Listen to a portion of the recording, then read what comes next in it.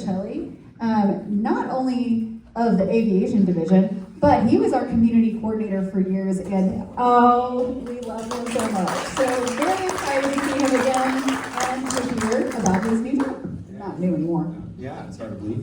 Thank you, Laura. Honored to be back here. Geez, I sure do miss being with the Madison community. I was fortunate enough. I've been on the department 16 years, and I spent 5 of them here in Madison.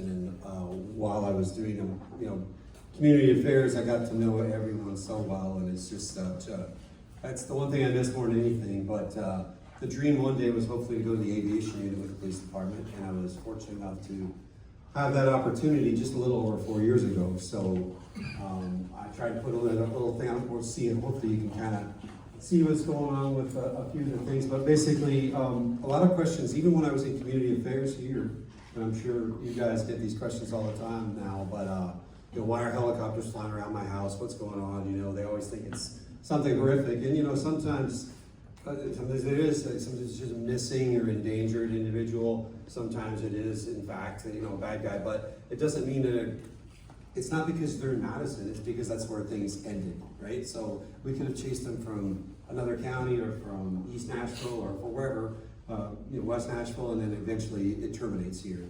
At some point in time, they're running to gas, tires, or will to continue to fight, and this is where we come in. So if you see us orbiting around, you'll kind of know what's going on. Aviation unit has been around for quite a while, but we recognize that there's a lot of need and room for growth with the department, and especially with our unit. So I'm one of the benefactors of that growth. Used to be 1 lieutenant, 1 sergeant, 3 or 4 pilots, and that was it. Now we have 3 sergeants, a lieutenant, we have 6, 7, 8 pilots, 4 tactical flight officers, and then another dozen or so part-time tactical flight officers. Now, the tactical flight officer sits in the left seat, we fly from the right. The left seat operator is one of the busiest seats in a helicopter because they are the ones operating the camera, moving the, calling the chases out, coordinating radios, talking to the pilot, helping with crew coordination, making sure that the pilot stays in the game too, and it's just a lot, right? So we're fortunate enough to have a much more expanded unit than before. Now, I don't know how well this will translate, but we'll try. This is Airbus. We just, about 2.5 years ago, we got 2 brand new H-125 Airbus. They're called Maystars. And this has changed our mission incredibly. It's just unbelievable. So this is just, Airbus came and shot this little video, so I thought I'd play again. Volume's really not that important. You're not going to get much in the way of volume with this. I think I won't try to leash here. So.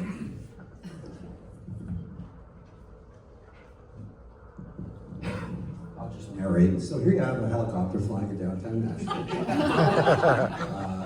This was actually really interesting because they brought out another helicopter like ours with a movie camera on, and they were flying all around us and under us and over us, and it was some of the craziest flying we've ever done. It was me and Nate, and Nate was the pilot. We flew between the buildings downtown while they were shooting it, and they just wanted to kind of do a little mock, like this is what it looks like from the aircraft. So we had staged an officer pulling someone over. We're taking off to the call.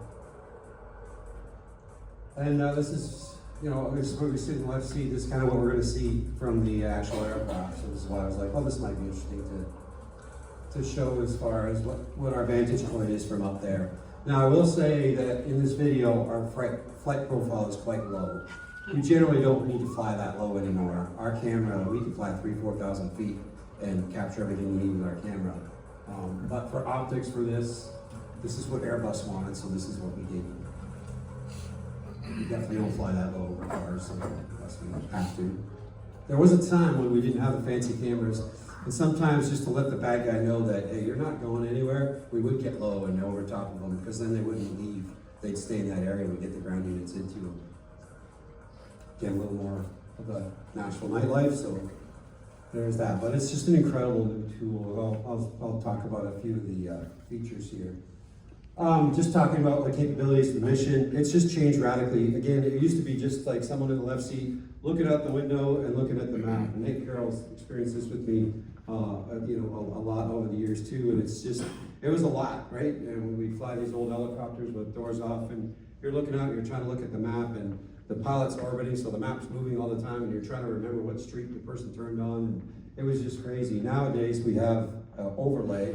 We've got $1 million camera. It's a Westcam MX-10. We can sit at 3,500 feet, and I can tell you what color your shoes are down on the ground. So it's really great for evidentiary value too, because now we're taking cases federally because we're catching them. So what happens is the bad guys will run from us. We'll locate them, and we'll tell the officers on the ground, turn the blue lights off, turn the sirens off. We don't need to put anybody else in danger. We'll follow, we'll let you know where they're going. And so we'll call out where they're going. And while that happens, the ground units, especially the undercover ones, can strategically place themselves in a way where they can either deploy spike strips or jam them, maybe at a red light. These are generally homicide suspects, stolen cars, there's aggravated robberies, burglaries, all kinds of different situations like that. So we'll go ahead and let them know, where they're going, and they'll come up with a plan, and then they'll jam them. Well, or they'll, again, spike them. Well, with spike strips, you've all watched cops before. They work, but they take a few minutes, and the bad guy will drive the tires off of the car trying to get away from you. So while they're driving the tires off of the car, they're also realizing, uh-oh, I'm about to get caught shortly. So they'll go ahead and start discarding items that they don't want the police to know they have. Guns, drugs, stuff like that. So the interesting thing for us is while we're watching this from the screen inside the helicopter, we can drop a dot on the map where they threw something. And we'll call it on the radio, and we'll continue. And okay, they threw something here, we'll continue. And after we get the bad guy in custody, they'll go ahead and call back and go, okay, go back to this intersection, and they'll tell them exactly where they're at, and they'll walk them to that weapon. And to us, it looks like a boomerang coming out of the car, especially under infrared. So we can see what's going on, and we can get that information. Well, interesting thing about that is, with the technology now, all the DAs want that information. So they're calling me daily. Hey, I need the video for this case. I need the video for that case. So now they're taking the cases from state level to federal level, because I know this is hard to believe, but a lot of the bad guys that are running these things are already convicted felons, right? So they're not supposed to have a firearm. So now they're convicted felon in possession with a firearm. We have them with constructive possession, discarding the firearm from the vehicle, and there's no doubt about it, who it is, where it came from, and all of that. So now it kind of helps with prosecution on a federal level to try to get more guns and whatnot off the streets. So you can see new versus old. I mean, I'm clearly old in all of these, but this is, these were what we flew right up until 2-3 years ago. Now we still fly them. I fly that one regularly. Well, not that one, that one's down, but we got one just like it. It's a 50-some-year-old helicopter.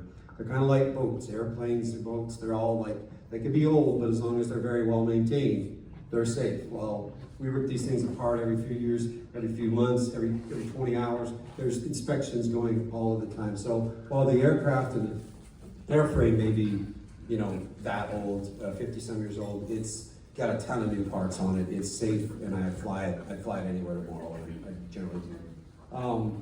This is the new one. This was after I did my private check ride. It's funny because the DPE, this is from FAA, he comes down, and when my chief pilot says you're ready, they'll call him and say, all right, we need to do the check ride, we'll do the oral, and then we'll do the actual flight and that. And he's like, man, you're probably the only guy I've ever seen do a check ride with a $7 million aircraft for a private, but it was just, we were fortunate. We can't use these ones for check rides because they are government surplus, they're not certificated, so they don't run the same registration. We have to use the new one, so we need to know how to fly the new one too, but massive difference between the two. This is the flying Jeep. You've got the doors off. It's a lot of fun to fly, but also your hands are full with it. This one's a bit of a cheater at times. It's got autopilot and all kinds of cool things that we get to use, so that's kind of helpful. I'm not going to read like word for word or whatever, but just, again, we've increased our personnel. We're running bigger, with the bigger airframe, we can run more people. We work with SWAT once in a while for training. We do hoist operations. We can monitor multiple channels now on the police. So we'll have Madison calls, say we need you to look out for this car. Meanwhile, countywide's ask for something else, and then our violent crime units ask for something else. And our guys are in there monitoring all 3 of those channels. And when they key up, they're trying to figure out which one it was, and what they, hopefully they remember, or they'll see something pop up and to alert them, and then they'll switch over and actively deal with that particular channel. So we've got a laser illuminator. Basically, our guys fly at night with the night goggles that flip down. And so with the laser, just much like this laser right here, We've got a super powerful one that we can, wherever the camera's pointed, that laser will point, so our people in the right seat, our pilot, go, hey, where are you at now? Because they're kind of busy doing their thing. And where are you at? It's that car right there, and I'll point the laser to them, like, okay, got it. And they'll know exactly where we're at, so that we can, because a lot of times the pilot's helping, looking outside, they see big picture, we see looking through a soda straw, right? Like we're looking at a screen with whatever vantage point the camera's giving us, and that's kind of it. So track the light, this is a big spotlight. We don't use the spotlight as much as we used to. We used to use it a lot more, and honestly, yeah, we used it to search for people. We also used it when we knew where people were, but we would shine it over there knowing they're over there. Because then we're like, oh, I'm safe, I'm good, you know, and they'll start getting up and moving. Meanwhile, we know exactly where they're at, we're getting ground units to go to them, but if we can make them think we're somewhere else, then, or we think they're somewhere else, it helps, so. We talk about the hoist stuff and that, but I mean, we've got a lot of different things we can do with these new helicopters, so. 4 to 6 minutes for us, we get a phone call or a radio call from someone. By the time anybody guess what the very first thing we do when we get a phone call or a radio call or get in a helicopter and fly? Put on your helmet. Put on your helmet's a really good one. I could do that along with this other one. Pre-flight checklist? Gas, pre-flight for sure, we have to do that. First thing I do, and most of the guys do, is go to the bathroom. We're about to be stuck in a helicopter for 2-3 hours. And that thing is unforgiving because it's vibrating, even the new one. So yes, maybe putting your helmet on as I'm going to the bathroom, and then getting our pre-flight checklist before we launch. So by the time we go through all that, so that's where the 2 to 3 minutes for prepare to launch, we're in the aircraft, buckling up, and then we're going through that big checklist, and luckily with an empty bladder at that point, and away we can go. And then of course the travel time to get to a call. So like we're most effective if we're already up, but we also, like, most of the units now, especially the high-speed units in the Metro National Police Department, won't operate unless they know we can be up. So if they're watching a vehicle, they'll be like, hey, we'll let you know if we get some activity. And we're monitoring. They're like, okay, they're ready to go. All right, good. And they know, don't do anything. Just follow them loosely. Once we acquire them, then go ahead and try to turn the blue lights on. Because we know they're going to run. 9 times out of 10 they're going to run. Because they're usually, again, very violent offenders. So we'll get ourselves set up in a position where they don't even want to even try to stop them unless we're overhead, which is great. I mean, we've earned our value there. The only problem is now it's just hard to support everyone. We've got 2 new helicopters. We're generally only flying 1 at a time, and the maintenance schedules on these are incredible. Like we're constantly rebuilding and going through them with a fine-tooth comb because it's a bad day if it's not like a car where you can pull over if you get a flat, right? You've got some things that you got to deal with. So. When we did get our 2 new Airbus H125s, they originally approved 3. It's really what we need just because of maintenance schedules. We got one getting ready to go into a 3,000-hour teardown, and that thing will be in pieces on the floor, and we'll be down for 4 months on that helicopter. So now we got 1, you know, and for that time duration. The older ones, we only fly for training flights now. We don't use them for missions. They don't even want them. Like even if we ran out of all of our new helicopters, we said, well, we got the old 58, they'd be like, nah, that thing makes too much noise, you gotta be too low. Like we used to fly at hundreds to 1,000, maybe 1,500 feet. Now we can fly at 3,000, 4,000, 5,000 feet and accomplish more. And so we're less of they don't know we're there necessarily, or if they do, they don't know we're looking at them. We could be pointing this way and be looking at something back there through the camera. So it's kind of a great tool, and if they're not watching or don't not realize we're there, then it helps. That's just some of the features on the left. That's the soccer ball looking thing. That's the camera. That's the money right there. That's the thing that does all the fancy stuff for us. And it actually gives us a map overlay of all the streets in Nashville too. So when we're chasing it, we don't have to look at the map and figure out where we are. It'll show us we're going down Gallatin Pike. We're turning, you know, left on Duras, whatever, right? So it gives that information's in front of us. We just have to stay with the car, which sounds really easy. Nate, you can testify to this. We both know it's not easy. I mean, it's hard. It's just a lot of task saturation. I haven't been in the left seat for quite a while, like doing the tactical flight officer position. But I can't keep up with our guys. I mean, they're just so good at what they do. But that's what they're hired to do, and they're great at it. So this would be a downlink, video downlink. We occasionally test it. We don't have all the towers up yet, but that would be if SWAT or the chiefs or someone wanted to see, maybe we're monitoring a protest or monitoring something for public safety that somebody else wants to look at, they can look and see what we see through the camera. We don't deploy that very often yet, but it's something we're working on. And then you have the tracker spotlight at the back. Again, we don't use it a whole lot. And then these backsliding doors, all these doors come off, but we fly this one with doors on. Unlike the flying Jeep, we actually have air conditioning, which is kind of nice. It almost keeps up, but not really. It's still like flying a greenhouse, so, but it is nicer than 90, 100 degree weather blowing in your face at the time. So the pilot flies on the right side of this outfit, unlike any, I don't know if anybody flies fixed wing or flown airplanes, but generally you're on the left side.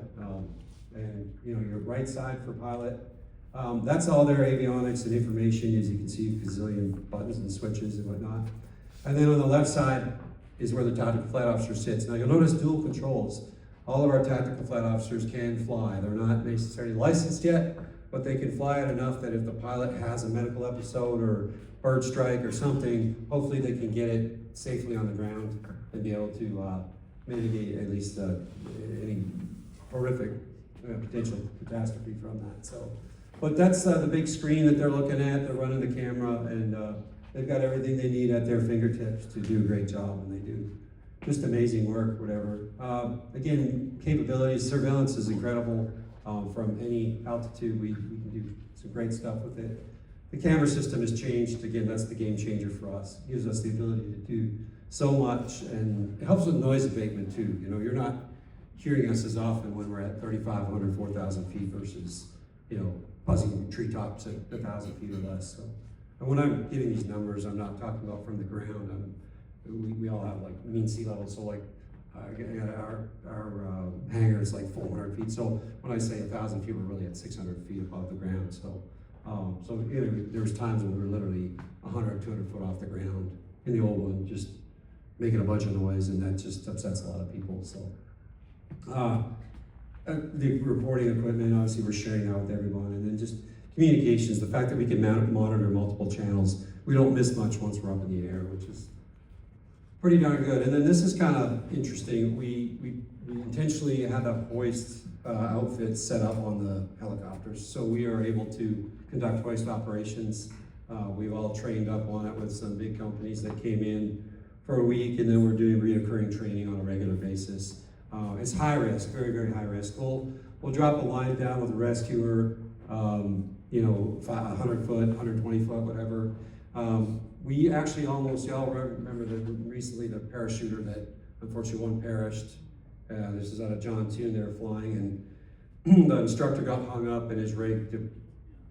He slipped out of his rig basically, and the one parachuter was a student who had never jumped before. And so his emergency suit deployed, and our guys found him in the trees, and he was way up in the trees. And then the instructor unfortunately fell with no parachute, and later on our guys located him too. But we just finished some refreshing hoist stuff. This was on a Saturday, and so I went ahead in the fall, I think it was. So we went in and assembled a quick crew. I was the hoist operator, we had our chief pilot, another pilot, and a rescuer, and we were, you know, we didn't really want to, but we're like, we may have to get this guy out of the tree, like there's not a lot of options, right? So basically the plan was to lower the hoist, lower the rescuer down, cut all the lines. We took very good video, so we knew what we were gonna be dealing with when we sent the rescuer down, but you know, it's gonna be 4 or 5 minutes of just trying to having the pilot hold the hover. The pilot can't see anything that we're doing, so I am, as a hoist operator, would be the only person to tell them exactly what they need to do. Slide left 1, left 2, or go forward a little bit, stop your trip. Don't, you know, there's just so many things that could go wrong, but we rehearsed it in our minds, got it up there, and fortunately fire finally got there, and they did some Mary Poppins stuff with a bunch of ladders that they duct taped together. I don't know. Somehow or another they got way up in the tree. I think they heard we were gonna steal the day, and they're upset, you know, like, we give our fire guys a hard time, but so anyway, they went in and did their thing. I was honestly relieved, I'm not gonna lie, because like, it's one thing to pick someone up off the ground, like we'll drop the hook from 100 feet and set it in the candy bowl, or at least for sure in the table. And then you got, you know, wind, you got all kinds of things that are getting induced in that process. And then rescue will package them up and we'll pull them back up to safety and fly them to a hospital or whatever is needed. So it's just a lot of responsibility, and I'm kind of glad, like I said, it ended the way it did. We didn't have to be, because if it went the other way, then that would have been rough too. So they already lost one individual that day, so we didn't need another casualty. So this is just kind of what you might see under infrared. It's flying over the river there, but it's just, again, the infrared, the night vision is not just for night, right? Like the infrared, we use daytime as much as we use night. People will say, like, well, you get into an intersection, there's 4 white cars. Which car was it? And it's really easy to lose which car it is.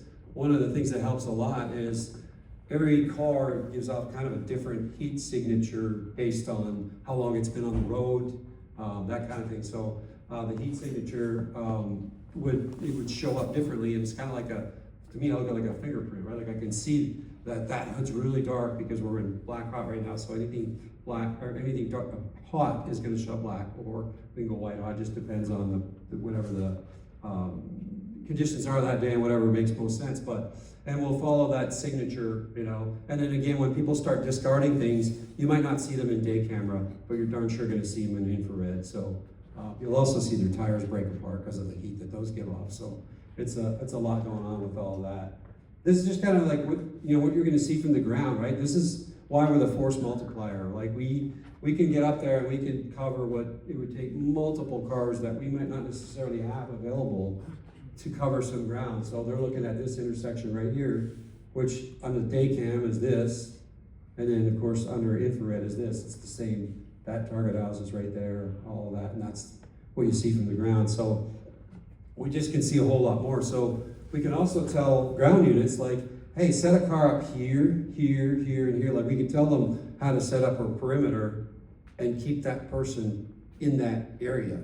So the officers will set up a perimeter and set up blue lights and just try to keep them pinned in so that we can get them, either canine in there, or we see some movement, we can guide officers into that. So that's kind of a big deal for us because we get to see what they can't see. They don't know. Dispatch can kind of help them out with their AVLs and that, say, oh, it looks like you've got an opening over here or whatever, but we'll see where they might be able to squirt out. And it's funny because often when they do get captured, their answer is, like, they're like, you finally gave up. They're like, well, I felt like police were everywhere. Because they'll try to get out this way, they'll see blue lights. They'll try to get out that way, they'll see blue lights. They'll hear the helicopter over top. They're like, I'm done. Like, I can't get out of here.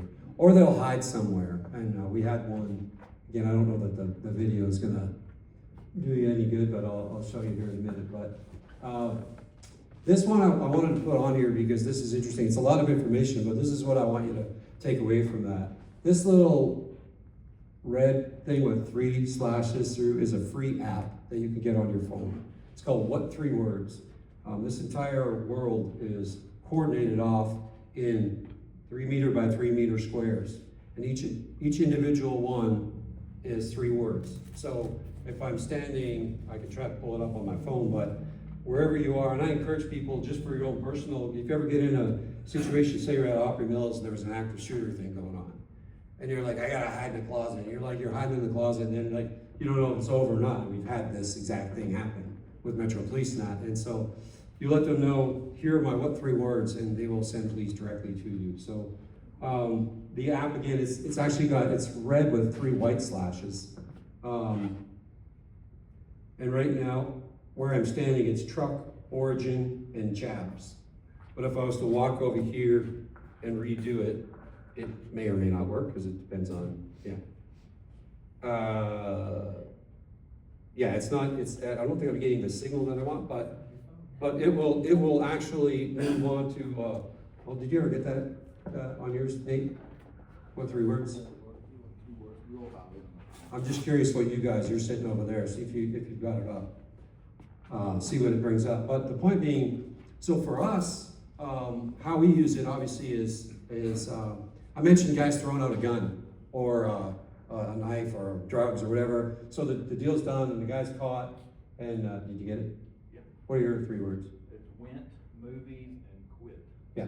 So 3 entirely different words. So it's just there's no 3 combinations of words. Like there's enough words out there in this world that these 3 are unique to where I'm standing versus his, right? So it's pretty incredible. again, where we use it is, we've got the bad guy, we saw him throw out the gun, we saw him throw out that, officers out there, it's pitch black, it's 3 o'clock in the morning, they don't know where to look. So they're out there with their flashlights, they'll be like, we'll give them the what 3 words and that'll get them in the box. We're like, okay, great, now we still see some heat off of the gun. We can see, they can't see, it's pitch black. They're looking with the flashlight, okay, step forward, three steps, 1, 2, 3. Okay, move left one, okay, look at your left foot. They're like, oh, hey, there's right there. Like we can walk them exactly right to that weapon or the drugs or whatever it is. Or more importantly, if we're up in the aircraft and they run into one of these massive apartment complexes, we know what the base number is for the address, but we don't know what the apartment numbers are. So we can touch the screen on that door and go, they went into, here's the what 3 words for the door they went in. And we're gonna send them right into that door and they'll know exactly where the bad guy is. So it's just a great tool all the way around. Often too, like if they're in a rural area or whatever, if we're flying to them, instead of just an address, give me your what 3 words, we'll get right to you. We'll put it in, punch it in, hit enter, and it'll give us the coordinates to go fly right to those, directly to that square. So it's a really great tool, but I always like to share that with people just for your personal life, because again, if you've ever been in a situation, and if you have kids, grandkids, whatever, and you want them to have the ability to be able to tell you where they are, this is the best way to do it, and it's free. So we've been using it as a police department for years, and it's never failed us. So yeah, otherwise, like I said, we got the air crews, tactical flight officers, we're expanding. We just moved on Friday to John Tune Airport. They've been building us a hangar for 2 years, and we just moved into it. We've been at the police academy. We're so happy to be out there now. We've got so much more to do, and it's just much safer. And then just lastly, like we flew almost 1,500 hours last year. That's a lot of hours up in the air. Arrests, we participated in 880 arrests. Assist recalls, 1,390.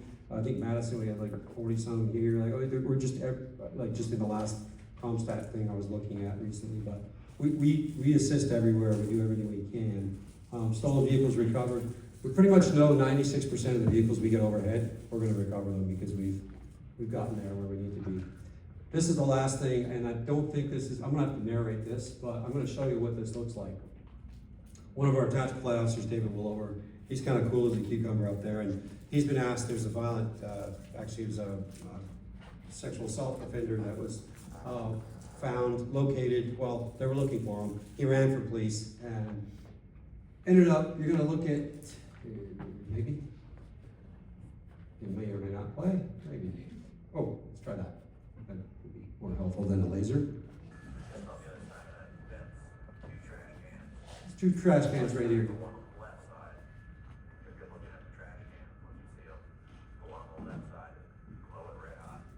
So the one on the left is glowing red hot. The one on the right, you can't hardly see it. It's just dark, which is how it should look.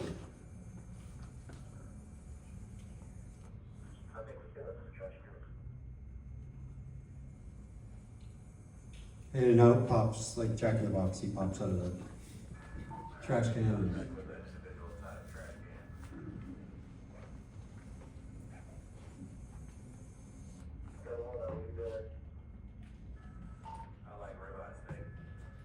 So if you didn't hear that, I said, everyone, I owe you dinner, because they would have never found him. He said, okay, I like ribeye steak. So I made it all over the internet, apparently. So I got it off of YouTube, so if you ever want to see the full screen version or whatever. But it's just been an incredible tool. We've been very blessed to have it. I've been fortunate. I sure miss being here at Madison. Thank you, Laura, for letting me come back and talk like I always did. Literally anytime. You want to come in June too? Yeah, why not? I'm concerned about the empty seats. It's like, did they hear I was coming back? They're like, nope, not that guy. No, I really appreciate y'all. If anybody have any questions at all about the aviation side of things, yes, sir. This may sound redundant, but exactly what kind of situation arises where you do get a call?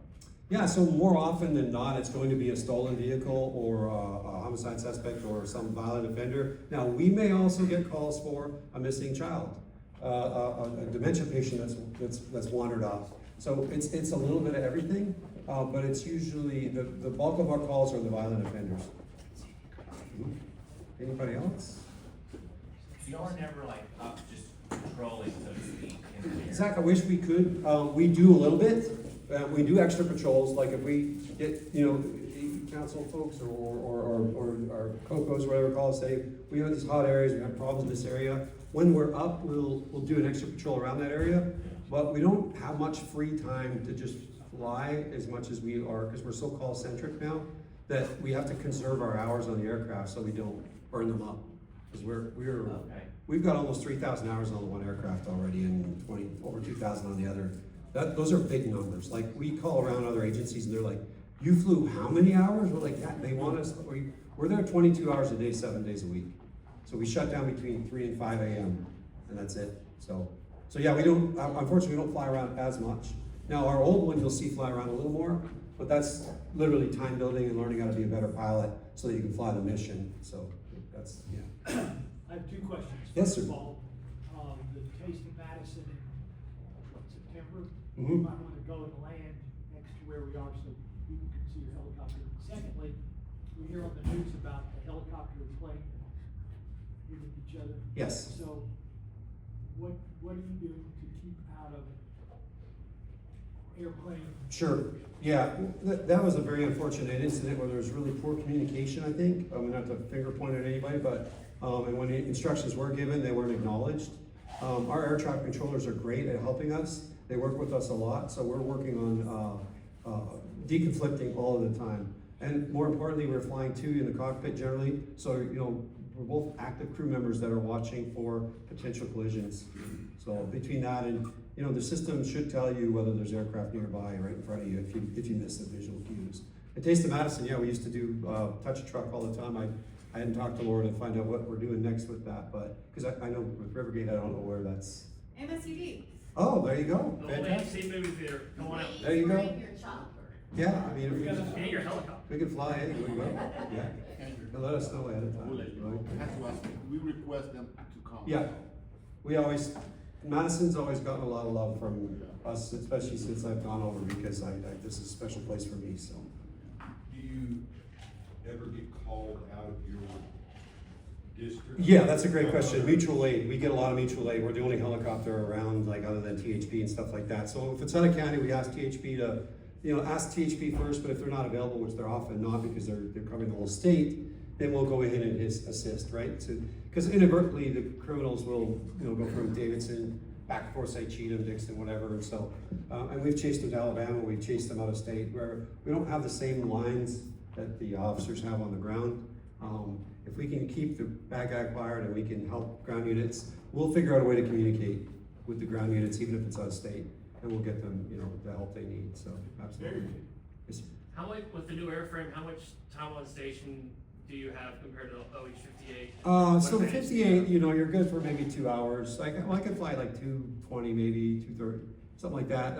The new one, we can probably push 3 hours. You can probably outfly your bladder, but it's, you know, basically it's something like that. But we also, if it's a hot enough call, we'll pull off hot gas and get right back to the call, right? So depending on what's going on, we're gonna try to do what we can to help.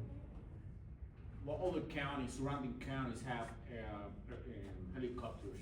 Wilson has a little bit, right, but they're not very active. I don't think Keith Chapman was flying that one, and beyond that, I don't think there's anybody other than THP. So we're kind of it, which is great. I mean, it's a good spot to be in. But Say something about the police department though. yeah, You know? yeah, How these absolutely. resources, I mean, We're very fortunate. The department's backed us tremendously, but I think we've earned that opportunity over the years. So yeah. What's your average time in the air? Average time in the air, at least an hour and a half, maybe 2. It would be average, yeah. Absolutely. Well, thank you all. All right, so my takeaway was every time I wave at the helicopter going by, you guys actually can see me, and if it is you, you're waving back. absolutely. So that's, because